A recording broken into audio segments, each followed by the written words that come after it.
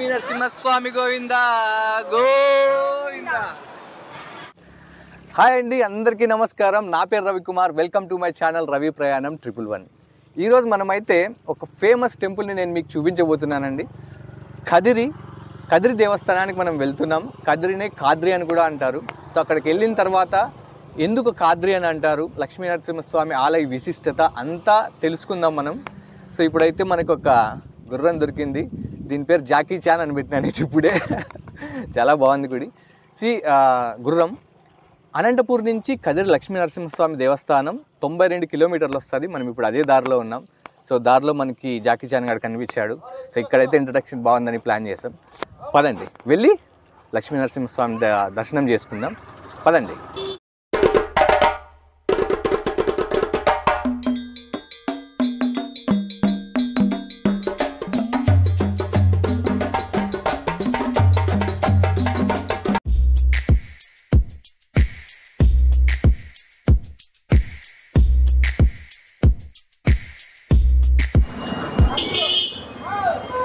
So ఇదేనండి కదిరి రథోత్సవం జరుగుతుంది కదా. సో ఇదే అన్నమాట రథం. మీరు ఇక్కడ చూస్తే మొత్తం 6 గోళ్ళు ఉంటాయి అన్నమాట. 6 చక్రాలు ఉంటాయి. 6 చక్రాలు అంటే మీరు దగ్గర నుంచి చూడండి. సో ఇది ఒకటి, ఇది ఒకటి, ఇది ఒకటి, దగ్గర 9-10 అడుగులు ఉన్నాయి. నాకంటే చాలా ఎత్తుగా ఉన్నట్టున్నాయి అన్నమాట. టోటల్ 6 చక్రాలు ఉంటాయి. ఈ రథం బరువు వచ్చేసి 120 టన్నులు. 120 టన్నులు అంటే దగ్గర 8,840 కేజీలు అనమాట. సో ఈ 40 అడుగుల ఎత్తు ఉంటుంది. కదిరి పున్నమ రోజు ఈ రథోత్సవం చాలా వైభవంగా జరుగుతుంది. ఇండియాలో పూరి జగన్నాథుని రథోత్సవం ఎంత ఫేమస్ తెలుసు కదండి. దాని తర్వాత మన ఆంధ్రప్రదేశ్లోని కదిరి రథోత్సవం చాలా ఫేమస్. ఎన్నో లక్షల మంది జనాలు ఈ రథోత్సవం అప్పుడు ఇక్కడికి వస్తారు. రథోత్సవం జరిగేటప్పుడు భక్తులు పళ్ళు, మిరియాలు వీటిపైన చల్లుతారు. చల్లిన ఈ ప్రసాదాన్ని అంటే కింద పడిన మిరియాలు ఈ పళ్ళని ఏరుకొని తింటారనమాట. తింటే ఎంతో వాళ్ళకున్న రోగాలు ఇవన్నీ తొలగిపోతాయని ఇక్కడ భక్తుల విశ్వాసం. సో చాలా పెద్ద ఎదుగు ఉంది. మా చిన్నకు లేదు, మన మామూలుగా చూస్తుంటాం కదండి. దాదాపు అంటే 10 ఫీట్ పైన ఉంది నాకు తెలిసినంత వరకు. మీరు చూడొచ్చు. మీకు అంటే టోటల్ క్లోజ్ చేశారు. చూడండి ఈ తాడు చూసారా ఎంత పెద్దగా ఉందో. అసలు ఒక బాహుబలి తాడు ఉన్నట్టుంది. సో ఈ తాడుతోనే ఈ రథాన్ని లాగుతారు. 120 టన్నుల బరువు ఉన్న ఈ రథాన్ని ఈ తాడుతోనే వేల మంది భక్తులు లాగుతారు. సో రథోత్సవం జరిగే టైంలో ఎంతోమంది ఈ రథాన్ని లాగాలని చాలా ఉత్సాహంగా ఇక్కడ దీంట్లో పాల్గొంటారనమాట. చూడండి తాడు చూసారు కదా మీరు. ఇది ఒక్కటే కాదు, అక్కడి నుంచి ఇక్కడి వరకు ఫుల్ రౌండ్ చాలా అంటే చాలా పెద్దగా ఉంది. వాయమ్మ వాయమ్మ దేవుడా.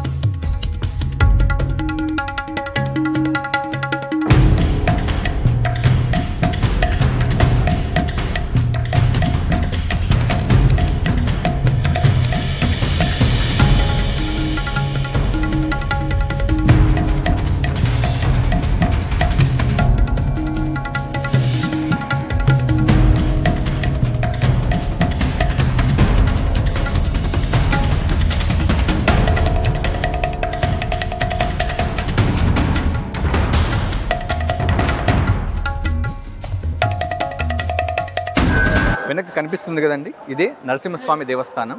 సో లోపలికి వెళ్ళి స్వామివారిని దర్శించుకుందాం. ముందుగా కదిరి దేవస్థానం 1274వ సంవత్సరంలో దశల వారీగా అభివృద్ధి చెందినని ఇక్కడ శాసనాల ద్వారా చెప్తున్నారు. సో కదిరినే కాద్రి అని కూడా అంటారు. సో కాద్రి అంటే ఇందులో కా అంటే స్వామివారు అంటే మహావిష్ణువు పాదమని, ద్రి అంటే కొండ అని అర్థం అన్నమాట.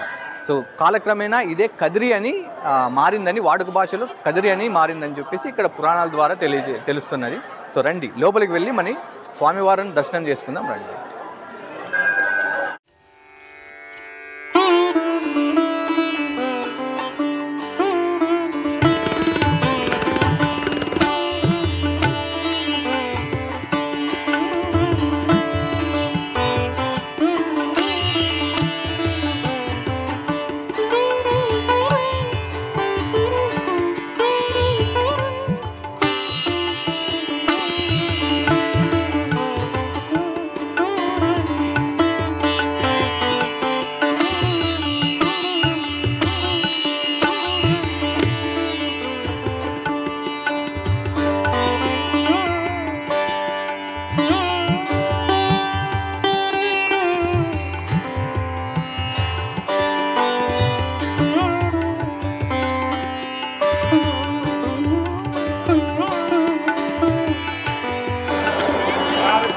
మీరు ఇక్కడ చూసారు కదండి, ఇదంతా లోపలి ఆలయ ప్రాంగణం అనమాట. భక్తులు చాలా మంది వచ్చారు. ఈరోజు సాటర్డే కాబట్టి శనివారం రోజు స్వామివారికి ప్రత్యేక పూజలు జరుగుతాయి ఇక్కడ. సో మీరు ఇక్కడ చూస్తే ధ్వజస్తంభం ఉంటుంది. ధ్వజస్తంభానికి ఒక ప్రత్యేకత ఉంది. ఏంటంటే అన్ని దేవాలయాల్లో కూడా మనకి ధ్వజస్తంభం కింద పునాది ఉంటుంది. సో ఈ ధ్వజస్తంభానికి సో కదిరి లక్ష్మీ నరసింహస్వామి టెంపుల్లో ఇదొక ప్రత్యేకత అనమాట.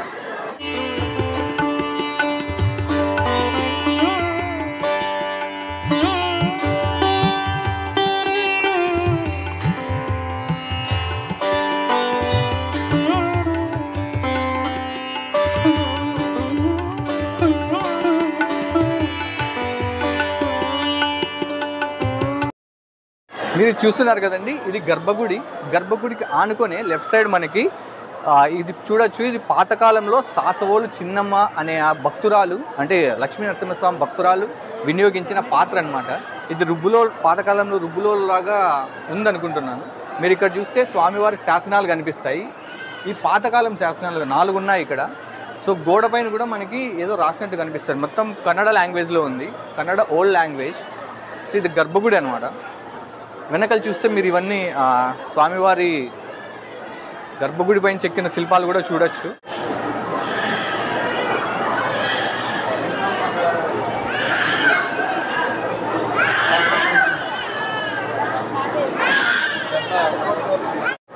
సో సాసవోలు చిన్నమ్మ గారు అని చెప్పారు కదండి, వైష్ణవ భక్తురాలు ఆమె కదిరి లక్ష్మీ నరసింహస్వామి దక్షిణ గోపురాన్ని మీకు తర్వాత చూపిస్తాను. పాలభావి అని ఒకటి ఉంది ఆ గుడికి దగ్గరలోనే. ఆ 2 ఒకే రాత్రిలో నిర్మించారంట. స్వయంగా ఆమె చేతులతోనే ఆమె బావి తవ్వించారని కూడా చెప్తారు. ఆ దర్శనం తర్వాత మనం వెళ్దాం, అక్కడ పాలభావి కూడా మీకు చూపిస్తాను. ఇదైతే ఆవిడ ఉపయోగించిన పాత్ర. లోపలికి వెళ్ళి వీడియో తీసుకుంటామంటే వాళ్ళు వద్దన్నారండి. ఎగ్జిక్యూటివ్ ఆఫీసర్ కూడా వద్దన్నారు. సో వాళ్ళని నేను మరీ ఇదిగా రిక్వెస్ట్ చేస్తే వాళ్ళు మనకు కొన్ని ఫొటోస్ అయితే ఇచ్చారు. స్వామివారి మూల విరాట్ అండ్ ఉత్సవ విగ్రహాలన్నీ కూడా ఫొటోస్ ఇచ్చారు. నేనైతే మీకు ఈచ్ అండ్ ఎవ్రీ వన్ చూపిస్తాను, దగ్గరుండి చూడండి ఒకసారి.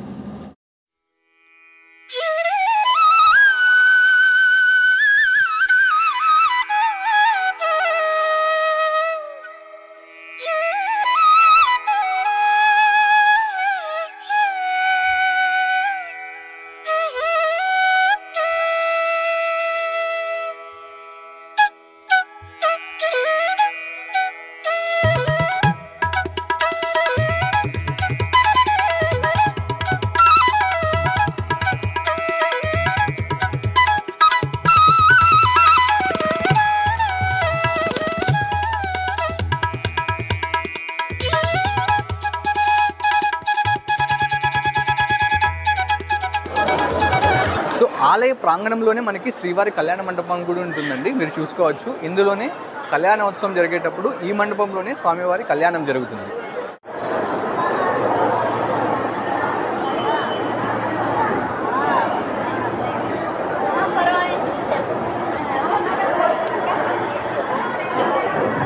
సో ఇది గుడి చుట్టూ ప్రాంగణం అండి, చాలా అంటే చాలా విశాలంగా ఉంటుంది.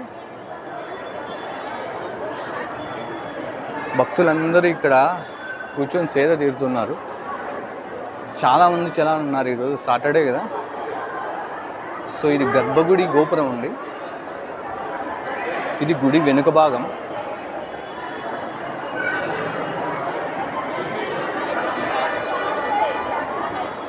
ఇది వెనుక భాగంలో ఉన్న గోపురం. దర్శనం చేసుకున్న తర్వాత ఇలా వెళ్తారు.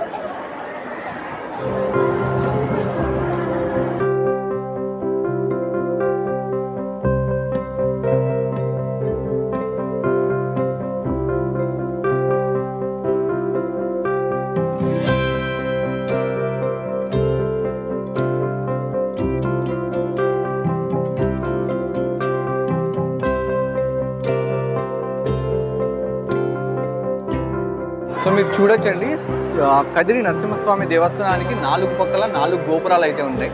సో మీకు ఇప్పుడు చూపిస్తున్నది మెయిన్ ఎంట్రన్స్ అనమాట. ఎంట్రన్స్లో ఉన్న గోపురం. సో మీకు అక్కడ కనిపిస్తున్నది ఎడమ పక్కన ఉన్న గోపురం. అక్కడ కనిపిస్తున్నది వెనక పక్కన ఉన్న గోపురం. సో ఇక్కడ కుడి పక్కన ఉన్న గోపురం. సో వెనక మీరు చూడొచ్చు కదండి, ఆలయ ప్రాంగణంలోనే రావి చెట్టు ఉంటుంది. రావి చెట్టు చుట్టూ నాగలు ఉంటాయి. చాలా ముచ్చటగా ఉంది, చాలా పెద్దగా ఉంది చెట్టు, చాలా వెడల్పుగా ఉంది. దాదాపు 150 సంవత్సరాల క్రితం నుంచి ఈ చెట్టు ఉందని ఇక్కడ ప్రతీతి.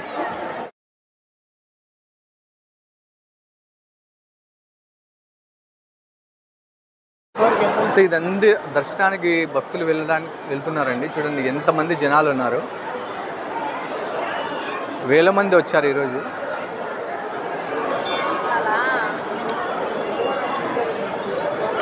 ఇది స్వామివారి ప్రసాదం కౌంటర్.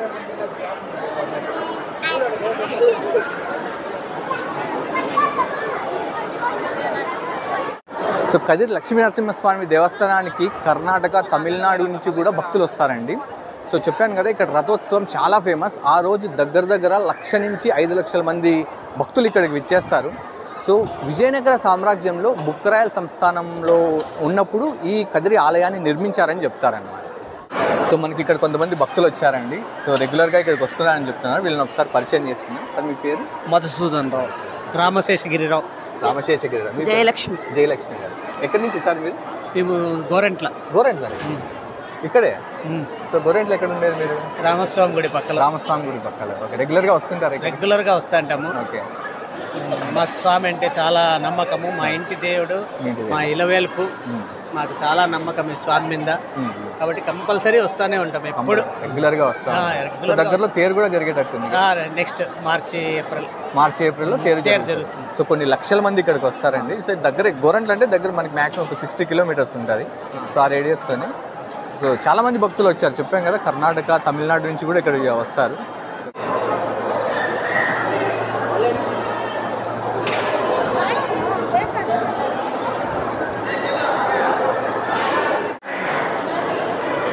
సో నాకు తెలిసి రాయలసీమలో ఇంత పెద్ద ప్రాంగణం ఉన్న దేవాలయం ఎక్కడా లేదు. మీరు చూస్తే ఇక్కడ నిత్యాన్నదానం జరుగుతూ ఉంటుందంట. ఈరోజు కూడా జరుగుతుంది. భక్తులు చాలామంది వచ్చారు. సో ఇదంటే అన్నదానం లైన్ అనమాట. సో మనం కూడా వెళ్దాం, అన్నదానం చేద్దాం, తిందాం మనం కూడా. రండి.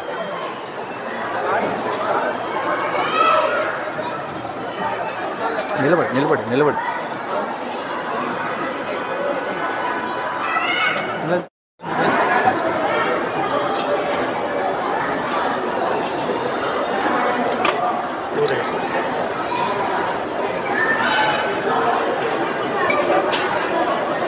చాలు. గుడి ప్రాంగణం మీరు చూడొచ్చు ఎంత విశాలంగా, ఎంత పెద్దగా ఉందో. సో భక్తులంటూ కూర్చుండేకి మనకి చైర్స్ కూడా వేశారు. సో మీరు అక్కడ చూస్తున్న నిత్యాన్నదాన సత్రం ఎప్పుడు జరుగుతూనే ఉంటుందంట.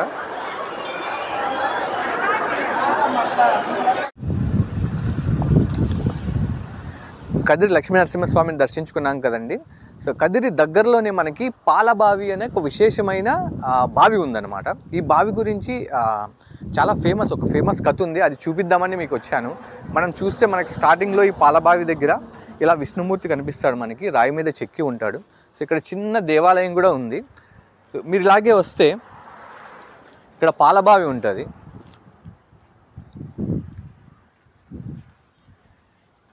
ఇలాగే వస్తే ఇక్కడ ఈ పాలబావి గురించి చరిత్ర రాశారు. నేను మీకు తర్వాత చదివి వినిపిస్తాను. ఇప్పుడైతే రండి, పాలబావి చూడండి.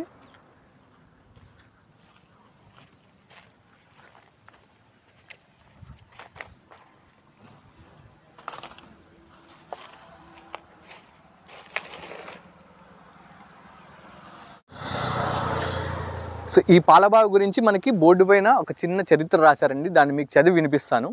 సో వైష్ణవ భక్తురాలైన ఆ సాసవల చిన్నమ్మ అనే ఆవిడ సో కదిరి లక్ష్మీనరసింహస్వామి దక్షిణ గోపురాన్ని, అంటే స్వామివారిని దర్శించుకున్న తర్వాత దక్షిణ గోపురాన్ని, అంటే కదిరి దేవస్థానం ఉంది కదండి, ఆ దక్షిణ గోపురాన్ని ఈ పాలబావిని ఒకే రోజు అంటే ఒక్క రాత్రిలో నిర్మించారని చెప్తారు.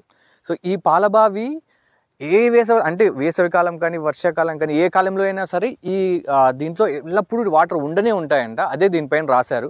దీనికి ఇంకో విశేషం ఏంటంటే రాశారంటే ఇక్కడ ఈ కొలంలో అంటే ఈ బావిలో స్నానం చేస్తే పుత్రప్రాప్తి కలుగుతుంది. అంటే ఎవరికైనా కొడుకు కావాలి అని అనుకుంటుంటారు కదండి. సో ఈ బావిలో స్నానం చేసిన తర్వాత వాళ్ళకి ఖచ్చితంగా అంటే కొడుకు పుడతారు అని దానిపైన రాశారు. సో అది కూడా వాళ్ళ పేరు కూడా రాశారు. సో పూర్వకాలంలో క్షీరకేతుడు అనే రాజు, అతనికి అందరూ ఆడపిల్లలే ఉన్నారంట. సో అతను పుత్రప్రాప్తి అంటే కొడుకు కోసం కోరిక కోరింటాడనమాట. అప్పుడు ఈ పాలబావిలోనే మునిగి అంటే స్నానం చేసి కదిరి లక్ష్మీ నరసింహస్వామిని దర్శనం చేసుకున్న తర్వాత అతనికి కొడుకు కలిగాడని ఇక్కడ రాశారు. సో ఇంకా ఏం రాశారంటే ఎంతటి కరువు వచ్చినా కూడా, ఎంతటి మండు వేసవిలో కూడా ఈ బావిలో ఎప్పుడూ పొంగి పొర్లుతూనే ఉంటాయి వాటర్ అని చెప్పారు. ఇక్కడ అంతకుముందు పాల కలర్ ఉండేదేమో, అది కూడా రాశారు. ఇప్పుడు మామూలు వాటర్ కలరే ఉన్నాయి. చూశారు కదండి, కదిరి లక్ష్మీ నరసింహస్వామి దేవస్థానం చాలా అంటే చాలా బాగుంది. నేను మొదటిసారి వచ్చాను ఇక్కడికి. ఆలయం కానీ ఆలయ ప్రాంగణం కానీ చాలా అంటే చాలా బాగుంది. ఇక్కడ నిత్యాన్నదానం జరుగుతుంది. సో మన రాయలసీమలో తిరుమల, తిరుపతి, కాణిపాకం, కాళహస్తి, శ్రీశైలం తర్వాత ఎంతో ప్రాముఖ్యమైన దేవాలయం కదిరి లక్ష్మీ నరసింహస్వామి దేవాలయం అండి. సో ఇలాంటి వీడియోస్ కోసం మన ఛానల్ని ప్లీజ్ సబ్స్క్రైబ్ చేసుకోండి. ఈ వీడియోనైతే మీ ఫ్యామిలీ ఫ్రెండ్స్తో సబ్స్క్రైబ్ చేయమని చెప్పండి, వాళ్ళతో షేర్ చేయండి. కింద కామెంట్లో ఓం లక్ష్మీ నరసింహస్వామి నమః అని ఒక్క కామెంట్ చేయండి. వీడియోని అయితే లైక్ చేయండి. ప్లీజ్ సబ్స్క్రైబ్ రవి ప్రయాణం 111. బాయ్. చూశారు కదండి గుడి ఎంత బాగుందో, చాలా అంటే చాలా బాగుందండి. సో మనం ఇప్పుడు ఈ మంటపంలో కూర్చొని ఉన్నాం. సో ఇలాంటి వీడియోస్ కోసం ప్లీజ్ మన ఛానల్ని అయితే సబ్స్క్రైబ్ చేసుకోండి. ఈరోజు దర్శనం చాలా అంటే చాలా బాగా జరిగింది. చాలామంది ప్రజలు వచ్చారు. ప్లీజ్ సబ్స్క్రైబ్ రవి ప్రయాణం 111. Bye bye. 111. శ్రీ లక్ష్మీ నరసింహస్వామి గోవింద గోవింద.